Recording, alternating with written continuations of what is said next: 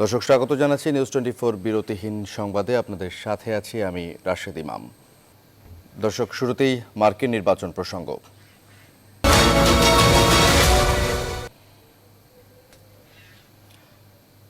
মার্কিন নির্বাচনকে ঘিরে টান টান উত্তেজনা বিরাজ করছে বিশ্বজুড়ে। এখনও প্রকাশ হয়নি মার্কিন প্রেসিডেন্ট নির্বাচনের আনুষ্ঠানিক ফলাফল। তবে প্রতিদ্বন্দ্বী রিপাবলিকান প্রার্থী ডোনাল্ড ট্রাম্পের চেয়ে অনেকটাই এগিয়ে রয়েছেন ডেমোক্রেটিক প্রার্থী জো বাইডেন। জয়ের জন্য নির্ধারিত 270 ইলেকট্রাল ভোটের মধ্যে এখন পর্যন্ত বাইডেন পেয়েছেন 264টি ভোট, অন্যদিকে ট্রাম্প পেয়েছেন 214টি। ব্যাটল গ্রাউন্ড নেভাডায় 6টি ভোট পেলেই ম্যাজিক স্কোর ছুঁয়ে ফেলবেন বাইডেন। তবে এরই মধ্যে 4টি অঙ্গরাজ্যে ভোটে কারচুপির অভিযোগ তুলে আদালতে মামলা করেছে ট্রাম্প শিবির। নিবির আমিনের ডেস্ক রিপোর্ট। এরই মধ্যে শেষ হয়েছে প্রায় সবগুলো মার্কিন রাজ্যের ভোট গণনা ও ফলাফল প্রদান।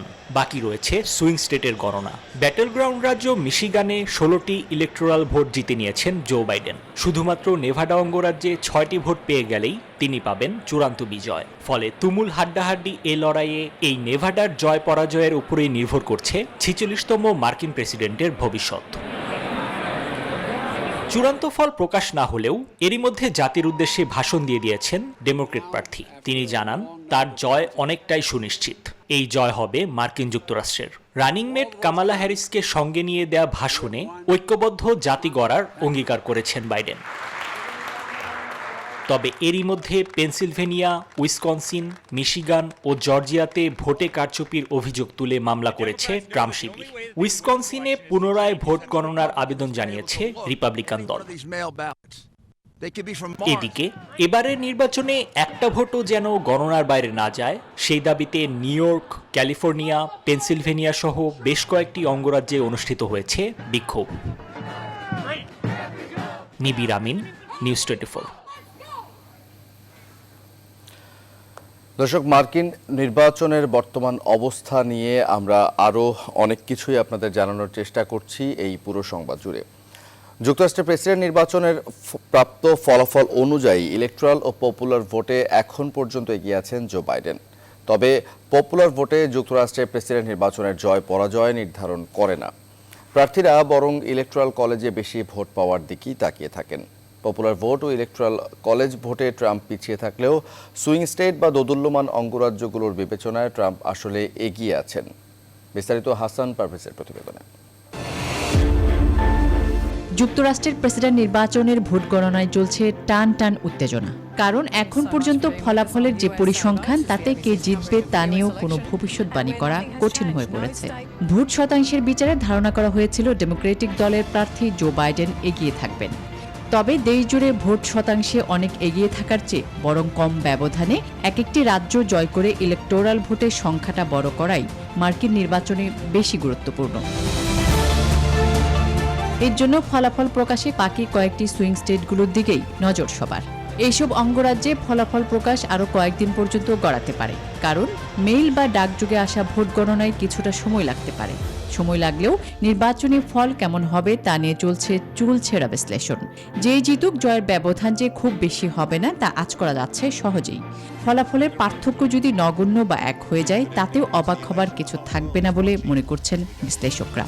আর তাহলে কাকে কিভাবে জয়ী ঘোষণা করা হবে সে বিষয়টিও চলে আসছে।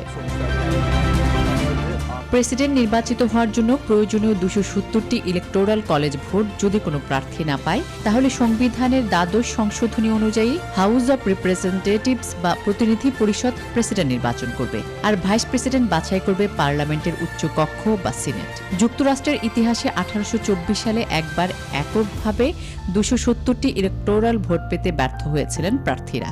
সে সময় ইলেকটোরাল ভোটগুলো 4 জন প্রার্থীর মধ্যে ভাগ হয়ে গেছিল।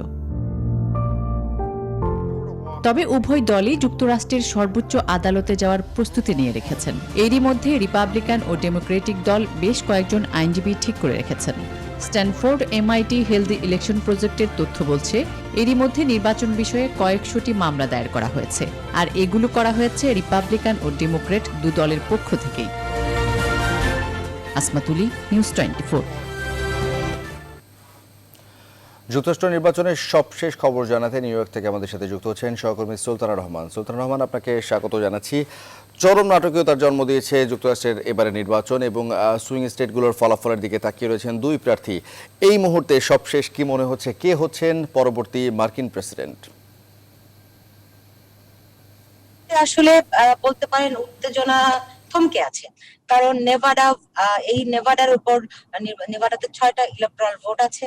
সেই 6টি ভোটের ব্যবধানে আসলে পিছিয়ে রয়েছেন জো বাইডেন। এই নেভাডা পেয়ে গেলেই তার 6টি পূর্ণ হয়ে 270টি ইলেকট্রাল ভোট হয়ে যায়। কিন্তু নেভাডার গভর্নর এবং বোর্ড অফ ইলেকশন তারা জানিয়েছেন তারা আপাতত আর ভোট গণনা করবেন না। আগামীকাল সকালবেলা থেকে আবার তারা ভোট গণনা শুরু করবেন। এরকম একটি অবস্থায় বলতে পারেন একটু সবকিছু থমকে গেছে। কিন্তু যেটি দেখা দিয়েছে, president Donald Trump Wisconsin, Pennsylvania, Michigan এই 3টি স্টেটে আসলে লসুট করেছেন, তিনি মামলা করেছেন এরই মধ্যে, এবং ভোট গণনা বন্ধের তিনি দাবি জানিয়েছেন। এসব মামলায় তিনি ফ্রড বা কারচুপির অভিযোগ এনেছেন। এরকম একটি অবস্থায় বলতে পারেন যে শেষ পর্যন্ত এটির নিষ্পত্তি হয়তো আদালতে গিয়েই হবে। কিন্তু জো বাইডেন তিনি এর মধ্যে জানিয়েছেন সব ফলাফল বা প্রতিটি ভোট গণনা না হওয়া পর্যন্ত তিনি নিজেকে বিজয়ী ঘোষণা করবেন না। তবে তিনি জয়ের ব্যাপারে খুবই আশাবাদী। তিনি বলেছেন যে তিনি আসলে জয় করতে যাচ্ছেন, সেটি মোটামুটি তিনি নিশ্চিত হয়েছেন। এমনকি পেনসিলভেনিয়াও তিনি জয় করতে পারেন সেরকম মন্তব্য তিনি করেছেন। তবে আরেকটি গুরুত্বপূর্ণ জর্জিয়া, এটি আপনি বলতে পারেন ঐতিহ্যগতভাবে একটি রিপাবলিকান স্টেট, কিন্তু যখন থেকে মেইল ইন ব্যালট বা ডাকযোগে যারা ভোট পাঠিয়েছেন তাদের গণনা শুরু হওয়ার পর থেকে এই স্টেটে কিন্তু একেবারে হাড্ডাহাড্ডি লড়াই হচ্ছে, এবং যেই প্রজেকশন গুলো আছে এই স্টেটটি আসলে ব্লু হয়ে যেতে পারে, মানে জো বাইডেন জিতে যেতে পারেন এরকম একটি পূর্বাভাস রয়েছে। এটি একটি ঐতিহাসিক ঘটনা হয়ে যাবে, কারণ ঐতিহ্যগতভাবে বহু শত বছর ধরে জর্জিয়া একটি রিপাবলিকান স্টেট। আরেকটি বিষয় হচ্ছে যে প্রতিটি ভোট গণনার জন্য আমেরিকা প্রায় প্রতিটি স্টেটে আসলে এখন বিক্ষোভকারীরা আন্দোলন করছেন। তাদের একটি দাবি যে প্রতিটি ভোট গণনায় আনতে হবে। সেই জন্য তারা নিউ ইয়র্কে, আমি নিজে এখন যাচ্ছি সেখানে, ম্যানহাটানে অনেক হাজার হাজার মানুষ সমবেত হয়েছেন, ফিলাডেলফিয়াতে হাজার হাজার মানুষ সমবেত হয়েছেন, এবং ফিলাডেলফিয়া পেনসিলভেনিয়ার অনেক বড় একটি শহর, মূলত ডেমোক্র্যাটস অধ্যুষিত এই শহরটি, এবং সেখানে মিলিয়ন মিলিয়ন মানুষ ডাকযোগে ভোট দিয়েছেন এমনটি ধারণা করা হচ্ছে। কারণ তাদের এই ভোট গণনা শেষ হতে হতে আসলে 6 তারিখ পর্যন্ত লাগবে। 6 তারিখ পর্যন্ত যত ভোট আসবে সেগুলি গণনা করা হবে। এরই মধ্যে সেটি গভর্নর স্পষ্ট করে বলে দিয়েছেন। প্রেসিডেন্ট যদিও একটি মামলা দায়ের করেছেন পেনসিলভেনিয়াতে, কিন্তু গভর্নর একেবারে স্পষ্ট করে জানিয়ে দিয়েছেন যদি মামলা করে সেটি আদালতের বিষয়, কিন্তু তিনি গভর্নর হিসেবে তার যে দায়িত্ব রয়েছে তিনি সেটি পালন করে যাবেন। প্রতিটি ভোট যেন গণনায় আসে সেটি তিনি নিশ্চিত করতে চান। এরকম একটি অবস্থায় আসলে পুরো বিষয়টি এখন আদালতের বিষয় হয়ে দাঁড়িয়েছে। প্রেসিডেন্ট ডোনাল্ড ট্রাম্প একাধিক মামলা করেছেন, এমনকি নেভাডাতেও তিনি মামলার প্রস্তুতি নিচ্ছেন, কিন্তু নেভাডাতে তিনি খুব একটি ফায়দা করতে পারবেন না এই কারণে যে নেভাডার আইনটি ভিন্ন। এখানকার এক একটি স্টেট এক এক রকম আইনে চলে, ফলে উইসকনসিন, মিশিগান এবং পেনসিলভেনিয়া এই 3টি স্টেটের ভোট গণনা নিয়ে আসলে প্রেসিডেন্ট 3টি লসুট এরই মধ্যে করে ফেলেছেন। এর বাইরে যখন থেকে ডাকযোগে ভোট গ্রহণের সিদ্ধান্ত হয়েছে, স্টেটগুলো তাদের আইন পরিবর্তন করেছেন, তখন থেকেই কিন্তু রিপাবলিকানরা এর বিরুদ্ধে মামলা করে যাচ্ছিল। বিষয়টি যদিও বিভিন্ন স্টেটে, বিশেষ করে পেনসিলভেনিয়ায়, এটি কিন্তু নিষ্পত্তি হয়ে গেছিল আদালতের মাধ্যমে। ফলে এখন যেই মামলাটি পেনসিলভেনিয়াতে রিপাবলিকানরা কিংবা প্রেসিডেন্ট ডোনাল্ড ট্রাম্পের আইনজীবী রুডি জুলিয়ানি করেছেন, সেটি কতখানি টিকবে এটি অনেকের মধ্যে প্রশ্ন জেগেছে। কারণ একটি আদালতে মীমাংসিত বিষয় নিয়ে আবার একটি মামলা কতখানি টিকে সেটি নিশ্চয়ই আমরা আরো 2-1 দিনের মধ্যে পুরোপুরি বুঝতে পারবো। তবে এই নির্বাচন নিয়ে যত উত্তেজনা, যত নাটকীয়তা, যত সংশয়, বলতে পারেন যত আগ্রহ মানুষের, এখন মানুষ একদম শ্বাসরুদ্ধকর একটি অবস্থায় রয়েছে।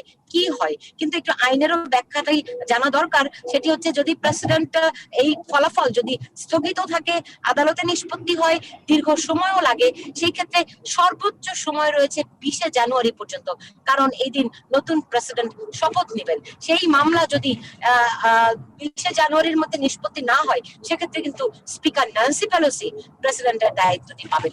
এরকম একটি অবস্থায় মামলাটি এতদিন পর্যন্ত গড়াবে না বলে আইন যারা বিশেষজ্ঞ সংবিধান বিশেষজ্ঞ রয়েছেন, তারা বলছেন। তবে এখন সুপ্রিম কোর্টে যেহেতু রিপাবলিকান বিচারপতিদের সংখ্যাগরিষ্ঠতা রয়েছে, ফলে বিষয়টি যদি সত্যি সত্যি সুপ্রিম কোর্ট পর্যন্ত গড়ায়, তাহলে কি হবে? বিচারপতিরা তাদের ন্যায়ের পক্ষে যে অবস্থান, বিবেকের যে অবস্থান, সেটি তারা পালন করবেন কিনা, সেটি নিয়ে অনেকেই প্রশ্ন তুলছেন। তবে আমেরিকার ইতিহাস ঐতিহ্য অনুযায়ী বিচার বিভাগের উপর মানুষের আস্থা খুব প্রকট, এবং প্রেসিডেন্ট ডোনাল্ড ট্রাম্পের অনেক এজেন্ডা কিন্তু তিনি বাস্তবায়ন করতে পারেননি এই সুপ্রিম কোর্টের কারণে। ফলে মানুষ ভরসা রাখে সুপ্রিম কোর্টের উপর, এবং শেষ পর্যন্ত কি হয়, প্রেসিডেন্ট ডোনাল্ড ট্রাম্প আর কি পদক্ষেপ নেন সেদিকে তাকিয়ে আছে মানুষ। সুলতান রহমান, আপনাকে ধন্যবাদ হওয়ার জন্য। নিশ্চয়ই আপনার কাছ থেকে পরবর্তী সংবাদগুলোতে আমরা আরও সংবাদ সংগ্রহ করতে পারবো। দর্শক, মার্কিন নির্বাচনের বর্তমান অবস্থা নিয়ে আলোচনা করতে আমাদের সাথে যুক্তরাষ্ট্র থেকে যুক্ত হচ্ছেন স্ট্যান্ডার্ড এক্সপ্রেসের সিইও এবং রাজনীতি বিশ্লেষক মোহাম্মদ মালেক। মোহাম্মদ মালেক, আপনাকে স্বাগত জানাচ্ছি নিউজ 24 সংবাদের এখনকার আয়োজনে। মোহাম্মদ মালেক, জানতে চাইছি মার্কিন নির্বাচনের বর্তমান যে অবস্থা, কি মনে হচ্ছে শেষ পর্যন্ত কে যাচ্ছেন হোয়াইট হাউসে? ধন্যবাদ আপনাকে। তো আপনাদের নিউজ এবং রিপোর্ট যেমনটি দেখলাম, আসলে বিষয়টি সেরকমই বিস্তারিত আলোচনা হয়েছে রিপোর্টে। তবে আমি শুধু এটুকু বলতে চাচ্ছি যে যেটি হলো যে মার্কিন যুক্তরাষ্ট্রের প্রেসিডেন্ট নির্বাচন তো পুরোপুরি একটা ইলেকট্রাল ভোটের একটা ম্যাপ, যেখানে আপনি 538টি টোটাল ইলেকট্রাল ভোট আছে, এবং সেখানে 270টি ভোট পেলেই প্রেসিডেন্ট নির্বাচিত হন। তো এখন পর্যন্ত যে রেজাল্ট ঘোষিত হয়েছে, ঘোষণা ঠিক এখানে কিন্তু রেজাল্ট ঘোষণা আরেকটি বিষয় হলো যে আমরা যে রেজাল্ট গুলো দেখতে পাচ্ছি, এটা কিন্তু বিভিন্ন সংগঠন বা মিডিয়ার এটাকে বলা হয় কল বা প্রজেকশন। ফাইনালি কিন্তু বোর্ড অফ ইলেকশন থেকে কিন্তু সার্টিফাই রেজাল্ট কিন্তু এগুলো নয়। স্টিল এখন পর্যন্ত জো বাইডেন 264 ইলেকট্রাল ভোট পেয়েছেন। আরেকটি স্টেটে খুব এগিয়ে আছেন তিনি, 86%, সেটি হলো নেভাদা। 6টি ইলেকট্রাল ভোট আছে সেখানে, এবং সেখানে তিনি এগিয়ে আছেন, এবং 86% অলরেডি ভোট গণনা হয়ে গেছে। আশা করা যায় কালকে, এই মুহূর্তে সেখানে ভোট গণনা বন্ধ, তো কালকে সকাল নাগাদ নেভাদার ফলাফল আসবে, এবং এটি ভেরি ন্যাচারাল যে নেভাদাতেও বাইডেন জিতবেন, এবং আরো 6টি ইলেকট্রাল ভোট নিয়ে তিনি কালকে সকালেই হয়তো 270টি ভোটের সেই বিজয়ের লক্ষ্যে পৌঁছে যাবেন। তবে আরেকটি বিষয় হলো যে আরো 2টি বড় স্টেট যেখানে এই ভালো ইলেকট্রাল ভোট আছে, যেমন 20টি আছে পেনসিলভেনিয়া, জর্জিয়াতে 16টি।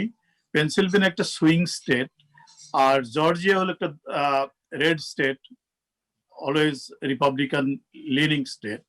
বাট এবার মজার কথা হলো যে সেখানে কিন্তু মাত্র 37,000 ভোটের ব্যবধানে ট্রাম্প এগিয়ে আছেন, এবং এখনো সেখানে ভোট গণনা হচ্ছে, এবং 500,000 ভোট বেশি এখনো আনকাউন্টেড আছে, এবং সেখানে যে সমস্ত কাউন্টিতে ভোট এখনো গণার বাকি আছে সেই কাউন্টিগুলো মেনলি ডেমোক্রেটিক অধ্যুষিত। আশা করা যায় জর্জিয়াতে কিন্তু আশানুরূপ ভাবে একটা সাফল্য বাইডেন পেতে যাচ্ছে। তার মানে বাইডেনের 270টি ইলেকট্রাল ভোট পাওয়ার জন্য যথেষ্ট চিহ্ন এখন আমরা দেখতে পাচ্ছি তিনি পৌঁছবেন তার অভিষ্ট লক্ষ্যে। আর আরেকটি জিনিস এখানে বলে রাখি যে এবার কিন্তু পপুলার ভোটের একটা রেকর্ড হয়েছে, সর্বোচ্চ রেকর্ড 70 মিলিয়ন ভোট পেয়েছেন জো বাইডেন, যেটি আমেরিকার ইতিহাসে সর্বোচ্চ পপুলার ভোটের প্রাপ্ত ভোটের সংখ্যা। এর আগে ওবামা পেয়েছিলেন 69 মিলিয়ন ভোট। কাজেই সবকিছু মিলিয়ে বাইডেন একটি বড় সাফল্য প্রান্তে উপনীত। বাকি যেগুলো আইনি লিটিগেশনের যে ব্যাপারগুলো আপনারা রিপোর্টেও দেখলাম, আসলে দেখুন ট্রাম্প কিন্তু আগে থেকে বলে আসছিলেন যে I can not lose the race unless there is the election is rigged. উনি কিন্তু আগেই বলেছেন, তার মানে উনি পরাজিত হলে ইলেকশনে রিগড হয়েছে এটি বলবেন এবং তিনি কোর্টে যাবেন।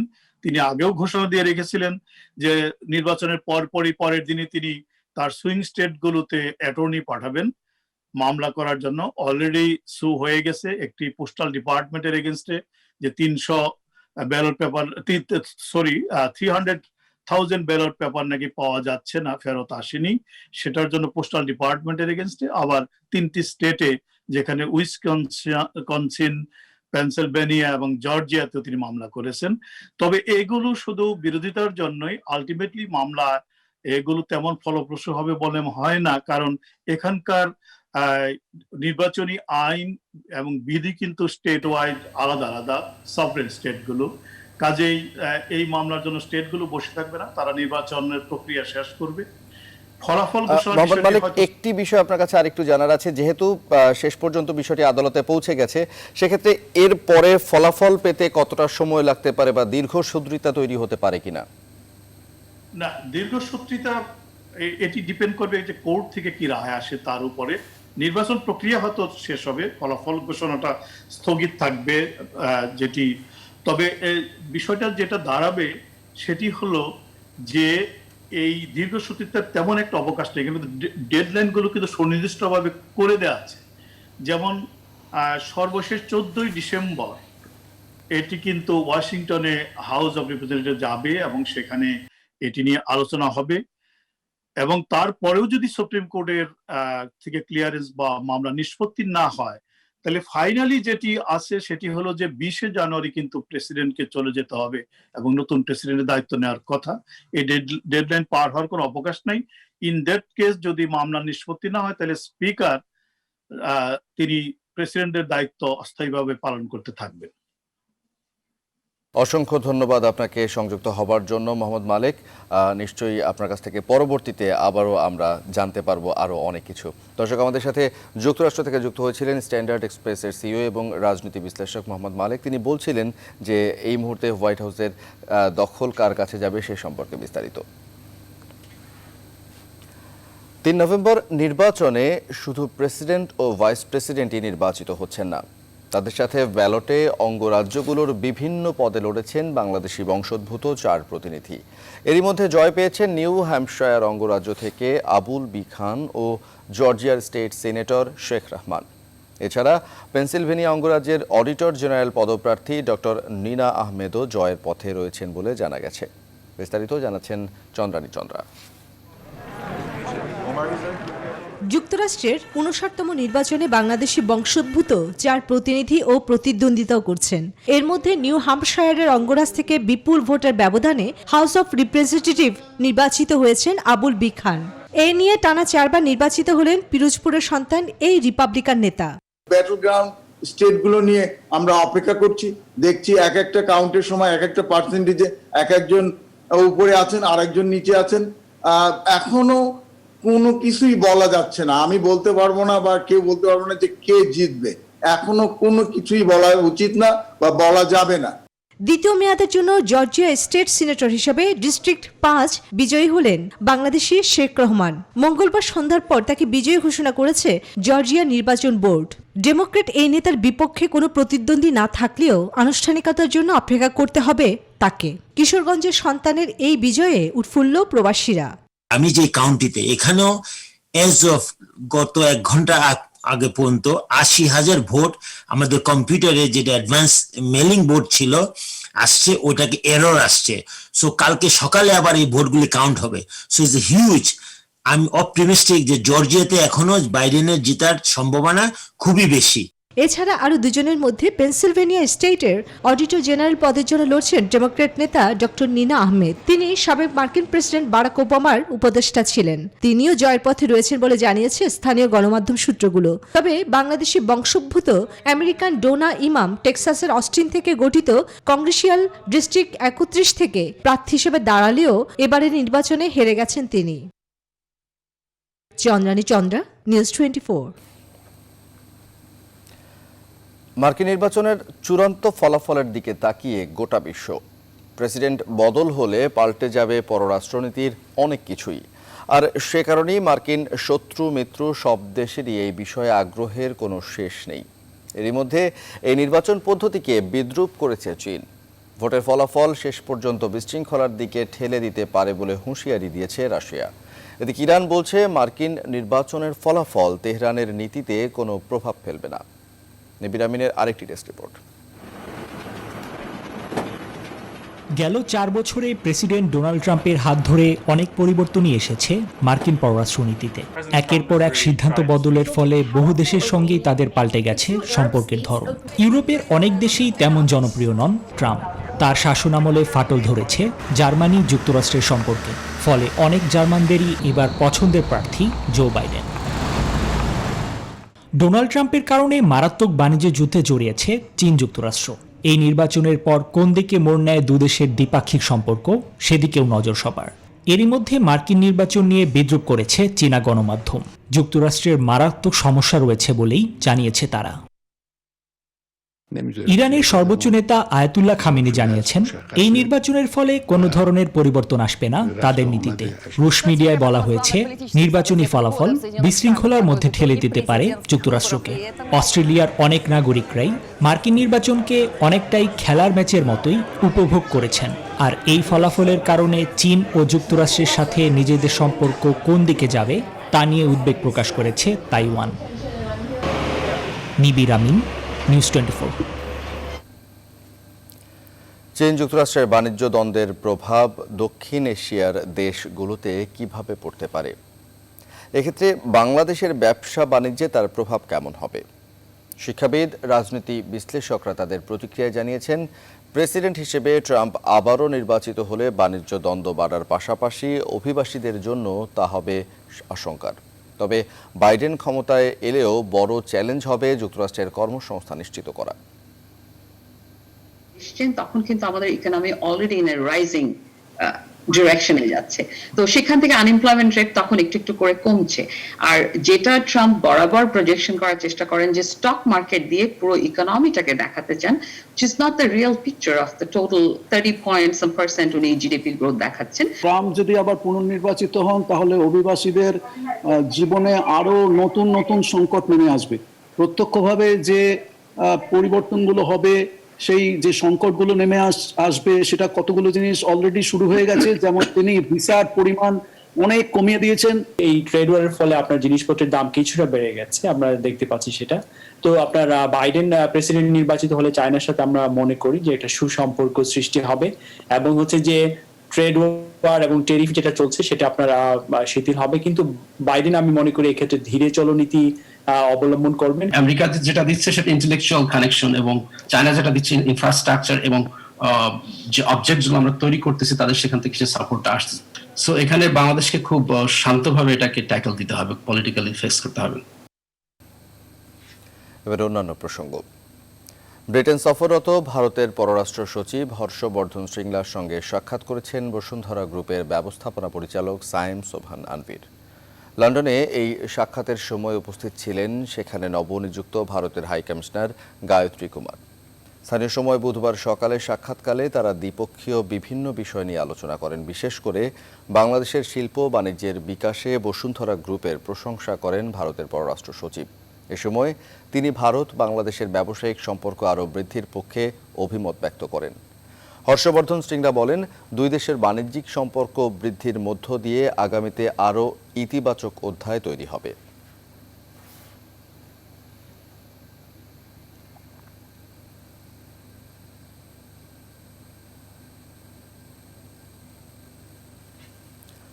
রাজধানীর যাত্রাবাড়ির মাতুয়াইল এলাকায় বৈদ্যুতিক নকল তারের কারখানায় অভিযান চালিয়েছে র্যাবের ভ্রাম্যমাণ আদালত।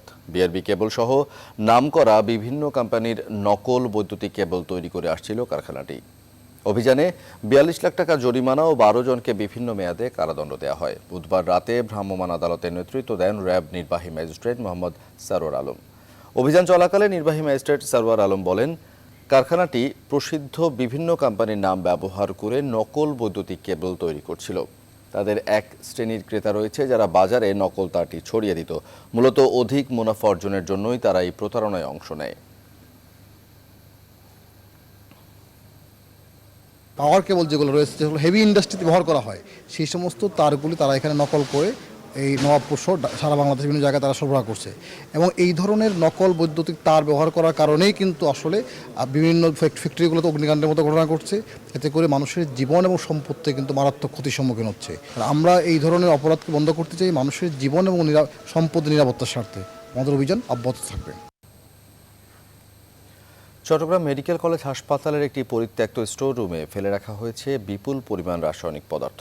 প্রায় ৪৩ বছর ধরে কক্ষটিতে অ্যাসিড ও রিএজেন্ট সহ বিপজ্জনক দাহ্য পদার্থ পড়ে থাকলেও অপসারণের কোনো উদ্যোগ নেয়নি কলেজ কর্তৃপক্ষ।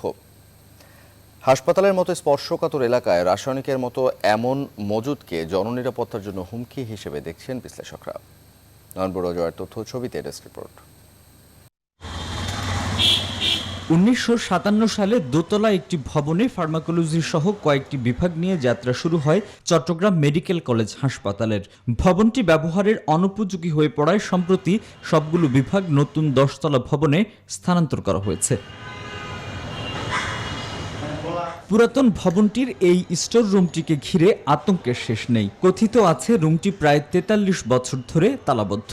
সুনির্দিষ্ট তথ্য না থাকলেও ধারণা করা হচ্ছে এখানে মজুদ আছে অ্যাসিড, অ্যালকেলি ও রিএজেন্ট সহ বিপুল পরিমাণ রাসায়নিক পদার্থ। এগুলো ফার্মাকোলজি বিভাগের ল্যাবরেটরিতে ব্যবহারের জন্য কলেজের জন্মলগ্নে কেনা হয়েছিল। একটা পুরনো আমাদের মোটামুটি অ্যাবান্ডেন্ট একটা বিল্ডিং এর মধ্যে কিছু কেমিক্যালস আছে, যে ওই ভাঙা পুরনো বিল্ডিংটার মধ্যে এই বিষয়টা উঠে এসছে যে এখানে কিছু কেমিক্যালস আছে। এসব রাসায়নিক পদার্থ বিপজ্জনক বললেও অপসারণের বিষয়ে কোনো উদ্যোগের কথা জানাতে পারেননি পরিচালক। এটা কেমিক্যালস জানেননি, বাংলাদেশে তো এরকম অনেক ঘটনা আছে, নিমতলির ঘটনা আমরা সবাই জানি, কেমিক্যালস থেকে বাস্টে কত মানুষ মারা গেল, এরকম অনেক কিছু হতে পারে। এটা আনপ্রেডিক্টেবল, এটা প্রেডিক্ট করা সম্ভব না যে কত বড় ডেঞ্জারাস কিছু হতে পারে। আর দীর্ঘদিনেও এসব দাহ্য পদার্থের বিষয়ে কোনো সুরাহা না হওয়ায় ক্ষোভ প্রকাশ করেছেন নগরবিদরা।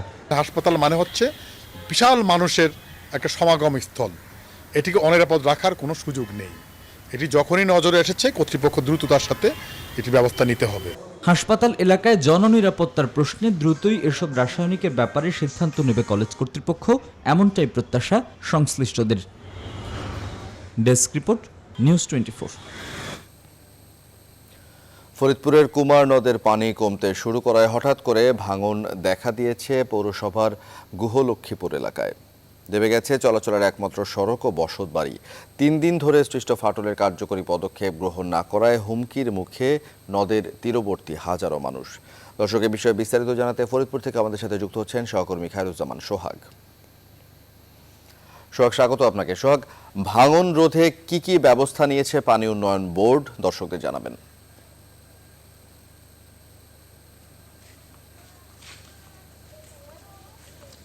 ধন্যবাদ রাশেদ। ফরিদপুরে বুক চিরে কিন্তু বয়ে গেছে কুমার নদ, কিন্তু এই কুমার নদের পানি সম্প্রতি সময় কমে যাওয়ার সাথে সাথেই দেখা যাচ্ছে যে ফরিদপুরে এর ভাঙন শুরু হয়েছে। তো আমি এখন দাঁড়িয়ে আছি ফরিদপুরের পৌর শহরে, যেখানে সাবেক 8 নং ওয়ার্ড এবং বর্ধিত পৌরসভার 17 নং ওয়ার্ডে। এই 17 নং ওয়ার্ডে দেখা যাচ্ছে যে এই কুমার নদের পানি কমে যাওয়ার সঙ্গে সঙ্গে যে রাস্তাটি রয়েছে, চলাচলের একমাত্র রাস্তাটি গুহলক্ষ্মীপুরের, সেই রাস্তাটি কিন্তু ডেবে গিয়েছে প্রায় 3 থেকে 4 ফুট পর্যন্ত। প্রতিদিনই কিন্তু 1 ফুট করে রাস্তা ডেবে যাচ্ছে। সেই সাথে কিন্তু রাস্তার নদীর তীরবর্তী যে বসত বাড়ি রয়েছে সেগুলোও কিন্তু হুমকির মুখে রয়েছে। আপনি দেখতে পাচ্ছেন যে বর্তমানে যে রাস্তাটি অবস্থা, এই রাস্তাটি কিন্তু খুবই খারাপ অবস্থা হয়ে রয়েছে। এখানে এখন পর্যন্ত পানি উন্নয়ন বোর্ডের পক্ষ থেকে কিন্তু কোনো কার্যকরী পদক্ষেপ গ্রহণ করা হয়নি। তো এলাকাবাসীও কিন্তু তারা অভিযোগ করছেন যে পানি উন্নয়ন বোর্ড অবহিত হওয়ার পরেও কিন্তু তারা কোনো পদক্ষেপ গ্রহণ করছেন না, এমনটাই কিন্তু আমরা জানতে পেরেছি। তো এই বিষয়ে কথা বলবো স্থানীয় এক বাসিন্দার সঙ্গে, তার কাছে জানতে চাই যে এই ভাঙনের অবস্থা কতদিন যাবত আর কোন কি কারণে ভাঙছে। গত 4 দিন যাবত এই ফাটল দেখা দিচ্ছে। আর আমাদের এলাকাবাসীর ধারণা যে অপরিকল্পিতভাবে নদী খনন, মাটির অপব্যবহার এবং ভারী যানবাহন চলাচল করার কারণে। ধন্যবাদ আপনাকে। আপনি শুনতে পাচ্ছিলেন যে সম্প্রতি সময়ে কিন্তু এই কুমার নদটি কিন্তু খনন করা হয়েছে। তো এই খননকৃত কুমার নদের যে মাটি উঠেছিল সেগুলো ঠিক মতন পার না বাধাই করে মাটিগুলো কিন্তু একটা অসাধু চক্র বিক্রি করে দেওয়ার ফলেই কিন্তু এই ভাঙনটি শুরু হয়েছে বলে আমরা জানতে পেরেছি। তো এই বিষয়ে কথা বলবো আরেকজনের বাসিন্দার সঙ্গে। যে আপনার কাছে একটু জানতে চাই, আপা, এই যে ঘরে থাকছেন রিস্ক নিয়ে, কেন থাকছেন এই রিস্ক নিয়ে? আমাদের জায়গা বাসা নাই, কিছু নাই, আমরা কোথায় যে থাকবো, সেই জন্য এই জায়গায় রয়েছি। আর মারা গেলে এই জায়গায় মাটি দিয়ে থইতে হবে। ধন্যবাদ আপনাকে। আপনি শুনতে পাচ্ছিলেন যে তারা কিন্তু কোনো জায়গা নেই বিধায় কিন্তু তারা এখানটায় কিন্তু থাকছেন, অনেকটা ঝুঁকির মধ্যেই কিন্তু থাকছেন। তো এই ছিল আমার কাছে সর্বশেষ সংবাদ। চলে যাবো স্টুডিওতে আপনার কাছে। রাশেদ। সোহাগ, ধন্যবাদ আপনাকে সংযুক্ত হবার জন্য। দর্শক, সহকর্মী খায়রুজ্জামান সোহাগ ফরিদপুর থেকে জানাচ্ছিলেন কুমার নদের ভাঙন এবং সেই ভাঙনে ক্ষতিগ্রস্ত মানুষের বর্তমান জীবনযাপনের চিত্র। দখল দূষণে অস্তিত্ব হারাতে বসেছে যশোরের ভৈরব নদ। বিভিন্ন কারখানার অপরিশোধিত রাসায়নিক বর্জ্যের কারণে পাল্টে গেছে নদের আসল রূপ। ক্রমাগত দখল হচ্ছে নদের দুই পারও, তবে এ নদ রক্ষায় কার্যকর কোনো ভূমিকা নেই কর্তৃপক্ষের। রিপন হোসেনের তথ্যচিত্রে ডেস্ক রিপোর্ট। সড়ক, রেল ও নৌপথে যোগাযোগ ব্যবস্থা ভালো হয় ৯০-এর দশকের শুরুতে নোয়াপাড়ায় প্রসার ঘটে সার, খাদ্যশস্য ও সিমেন্ট ব্যবসার। ভৈরব নদকে ঘিরে দুই তীরে গড়ে উঠেছে ছোট বড় শতাধিক সার কারখানা ও বিদ্যুৎ উৎপাদন কেন্দ্র। এসব কারখানার রাসায়নিক বর্জ্য সরাসরি পড়ছে নদে। দখলদারদের দৌরাত্ম্য ও রাসায়নিক বজ্রে একসময়কার প্রমত্তা ভৈরব এখন মরতে বসেছে। কমছে জলজ প্রাণীর সংখ্যা। বসত বাড়ি থেকে শুরু করে শিল্প কারখানা, যত ছোট বড় প্রতিষ্ঠান আছে, সকলে নদীটিকে ড্রেন হিসেবে ব্যবহার করছে। কলকারখানাগুলোতে বর্জ্য প্রতিশোধক গার নির্মাণ করা দরকার আছে, সেগুলো না করে এই বর্জ্যগুলো নদীতে ফেলা হয়। বর্জ্য আসার জন্য নদী আরো বেশি ভরাট হচ্ছে।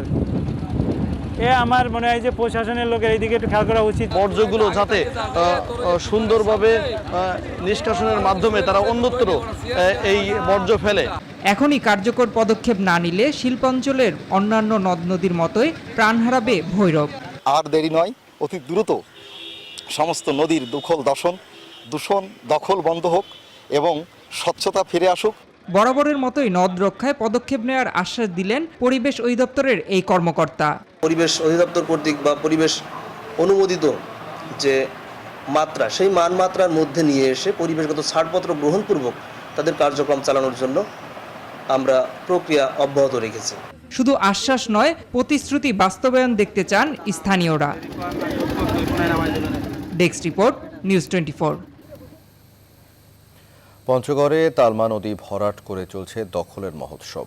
স্থানীয়দের অভিযোগ, প্রশাসন নির্বিকার থাকায় নদীর মাঝখানে স্থাপনা গড়ে তুলছে Saudi Bangla environment and eco friend limited নামের এক প্রতিষ্ঠান। আবার নদী ভরাট করে হিমালয় বিনোদন পার্ক করেছে স্থানীয় এক প্রভাবশালী। এভাবে নদী ভরাট করার ফলে পানি শূন্য হয়ে পড়েছে তালমা। এ অবস্থায় এ অঞ্চলের কৃষিতে বিরূপ প্রভাব পড়েছে। সরকার হায়দারের তথ্যচিত্রে ডেস্ক রিপোর্ট।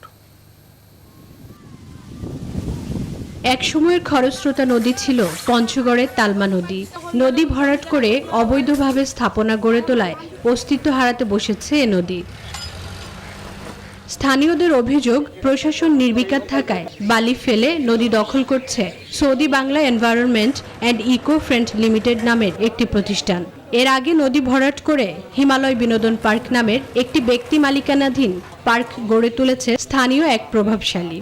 নদীটা এখন ওরা সৌদি কোম্পানি একটা ভরাট করে ওরা বাদ দিছে। আমরা গরিব মাঝি, আমরা কোনটা যাবো? এই মাথা থেকে এই মাথার নদী দখল করছে, বান্ধিছে নদী। সরকারের কাছে আবেদন যেন তারা এইভাবে না বাদ দেয়, আমাদের বাবনপাড়া গ্রামের বাড়িঘর যেন না ভাঙে। এভাবে নদী ভরাট করার ফলে পানি শূন্য হয়ে পড়েছে তালমা। এই অবস্থায় এই অঞ্চলে কৃষির উপর বিরূপ প্রভাব পড়ছে। এ নদী রক্ষার দাবি জানিয়েছেন পরিবেশবিদরা। বাঁধ নির্মাণ করে সেখানে এক প্রভাবশালী মহল যে কাজ করছে, যেটা পরিবেশের জন্য অত্যন্ত ক্ষতিকারক। প্রশাসন এটা সঠিকভাবে তদারকি করে এই অবৈধ কাজগুলি যদি বন্ধ না করে, তাহলে আমরা পরবর্তীতে জেলা বাপা আমরা পরবর্তী কর্মসূচি ঘোষণা করব। নদী দখলের ঘটনা তদন্ত করে ব্যবস্থা নেওয়ার আশ্বাস দিয়েছেন জেলা প্রশাসক। পানি উন্নয়ন বোর্ডের নির্বাহী প্রকৌশলী তাকেও আমরা অনুরোধ করি তাদের সার্ভেয়ার এবং এসিল্যান্ডের সার্ভেয়ার যৌথভাবে তদন্ত করে একটু প্রতিবেদন দেওয়ার জন্য। তালমা নদী রক্ষায় প্রশাসন দ্রুত কার্যকর পদক্ষেপ নেবে, এমন প্রত্যাশা স্থানীয়দের। Desk report, news 24। এবারে ফার্স্ট সেক্রেটারি ইসলামী ব্যাংক অর্থ বাণিজ্যের সংবাদ। ফরিদপুরে মুড়িকাটা পেঁয়াজ চাষে ব্যস্ত সময় পার করছে কৃষকরা। এবছর বাজার দর ভালো থাকায় লাভের স্বপ্ন দেখছেন তারা। তবে ভরা মৌসুমে ভারত থেকে পেঁয়াজ আমদানি বন্ধ সহ সহজ শর্তে ঋণের দাবি তাদের। পেঁয়াজের উৎপাদন বাড়াতে কৃষকদের সব ধরনের সহযোগিতা করছে স্থানীয় কৃষি বিভাগ। খায়রুজ্জামান সোহাগের তথ্য ও চিত্রে ডেস্ক রিপোর্ট। ফরিদপুরের হালি, দানা ও মুড়িকাটা পেঁয়াজের বেশ চাহিদা রয়েছে। এখানকার উৎপাদিত পেঁয়াজ স্থানীয় চাহিদা মিটিয়ে দেশের বিভিন্ন জেলায় সরবরাহ করা হয়। বর্তমানে মুড়িকাটা পেঁয়াজ রোপণ ও পরিচর্যায় ব্যস্ত সময় পার করছেন নগরকান্দা, সালথা, ভাঙ্গা ও সদর উপজেলার কৃষকরা। বাজার দর ভালো থাকায় লাভের আশায় তারা। বর্তমানে আমাদের পেঁয়াজ লাগাইতে যায় খরচ হয়েছে 40 থেকে 45 হাজার টাকা। বর্তমান যে বাজার আছে তাতে আমরা 60 হাজার টাকা বিক্রি করতে পারবো। এভাবে বাজার থাকলে আমরা লাভবান হতে পারবো। এই বছর যে পেঁয়াজের দামটা আছে, এইভাবে স্বাভাবিক দাম যদি আমরা পাই তাহলে আমরা কিছু টাকা লাভবান হতে পারবো। কৃষকরা জানান, ভরা মৌসুমে ভারত থেকে পেঁয়াজ আমদানি করা হলে লোকসান গুনতে হবে তাদের। আমদানি বন্ধ সহ সহজ শর্তে ঋণের দাবি জানিয়েছেন তারা। ভারতের পেঁয়াজ আমদানি করে দেয়, আমরা কৃষকরা, বাংলাদেশের কৃষক মরে যাইতেছে। কৃষকদের জন্য 3 থেকে 4% সুদ নিলে কৃষকরা অনেক লাভবান হবে। পেঁয়াজের উৎপাদন বৃদ্ধিতে মাঠ পর্যায়ে কৃষকদের সব ধরনের সহযোগিতা করছে স্থানীয় কৃষি বিভাগ। গত বছরে আমাদের যে অর্জন ছিল, এই বছরে আমাদের প্রচেষ্টা তার চেয়ে বেশি মুড়িকাটা পেঁয়াজের আবাদ করব। এই মুড়িকাটা পেঁয়াজটা বাজারে আসলেই বাজারে পেঁয়াজের দাম কমবে। কৃষি সম্প্রসারণ অধিদপ্তরের মতে ফরিদপুর জেলায় প্রায় 5,000 হেক্টর জমিতে মুড়িকাটা পেঁয়াজের আবাদ করা হয়েছে, যা থেকে প্রায় 63,000 মেট্রিক টন পেঁয়াজ উৎপাদিত হবে। Desk report, news 24। এবারে নিউজ 24 স্পোর্টস। এক বছরের নিষেধাজ্ঞা কাটিয়ে মাঠের লড়াই শুরু করতে না পারলেও ওয়ানডে ফরম্যাটে অলরাউন্ড র্যাঙ্কিংয়ে শীর্ষস্থান দখলে নিলেন সাকিব আল হাসান। পাকিস্তান জিম্বাবুয়ে সিরিজের পর নয়া র্যাঙ্কিং প্রকাশ করেছে আইসিসি, যেখানে সবার উপরে দেশের এই পোস্টার বয়। বিস্তারিত প্রতিবেদনে। এক বছর ক্রিকেট থেকে ছিলেন বড্ড দূরে। জুয়ারির প্রস্তাব আড়াল করে দিতে হয়েছে চরম খেসারত। আইসিসির নিষেধাজ্ঞায় নায়ক থেকে বনেছেন খলনায়ক। অন্ধকারের দিনগুলো কাটিয়ে ফেরেন সাকিব আল হাসান। যখন ফিরলেন, ফেরাটা রাজার মতো করেই দখলে নিলেন হারানো আসন।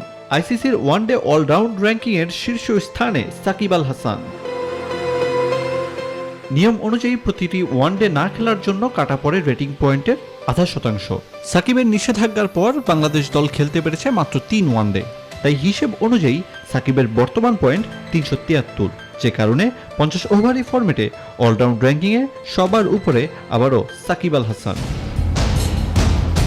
এদিকে টেস্টে সাকিবের পয়েন্ট ছিল 397। প্রতি ম্যাচ মিসে কাটা পড়ে সর্বমোট রেটিং পয়েন্টের 1%, অর্থাৎ 4 টেস্ট না খেলতে পারায় হারাবেন 16 পয়েন্ট।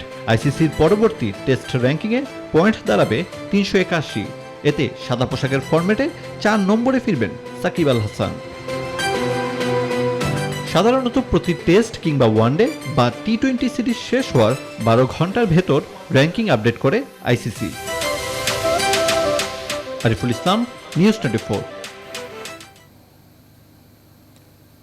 এদিকে দেশের ক্রিকেটে আবারও নিজের আগের জায়গায় ফিরতে চান সাকিব আল হাসান।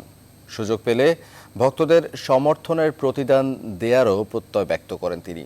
এছাড়া আসন্ন বিশ্বকাপকে সামনে রেখে এখন থেকেই প্রস্তুতি শুরু করতে চান বিশ্বসেরা অলরাউন্ডার।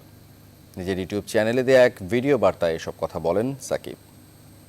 এখন আমার টার্গেটটা থাকবে আমি যেখান থেকে শেষ করেছিলাম আগে ওই জায়গাটা পৌঁছানো, এবং এর থেকেও যেন আরও বেশি ভালো কিছু করতে পারি সেই ধারণা আমার ভেতর থাকবে, এবং আপনাদের অনুপ্রেরণা এবং আপনাদের যে দোয়া আমি সেটার প্রতিদান দেওয়ার অবশ্যই চেষ্টা করব। আর 2023-এর ওয়ার্ল্ড কাপ যেহেতু ইন্ডিয়াতে, অবশ্যই আমাদের টিমের একটা প্ল্যান থাকবে। সবাই যার যার মতো ইন্ডিভিজুয়াল প্ল্যানও করবে। যেহেতু করোনার জন্য আসলে একটা বছর খেলাই হয়নি, সো আসলে কেউই ওইভাবে প্ল্যান করতে পারেনি। যদি আমাদের ওয়েস্ট ইন্ডিজের সাথে খেলা হয় এবং আমি যদি ওই টিমে থাকি, তাহলে অবশ্যই চেষ্টা থাকবে যেন মানুষের যে এই ভালোবাসা কিংবা এই সাপোর্টটা, তাদের এই রিটার্নটা আমি দিতে পারি। দর্শক, এই ছিল বিরতিহীন সংবাদের এখনকার আয়োজনে। ধন্যবাদ পুরো সময় সাথে থাকার জন্য।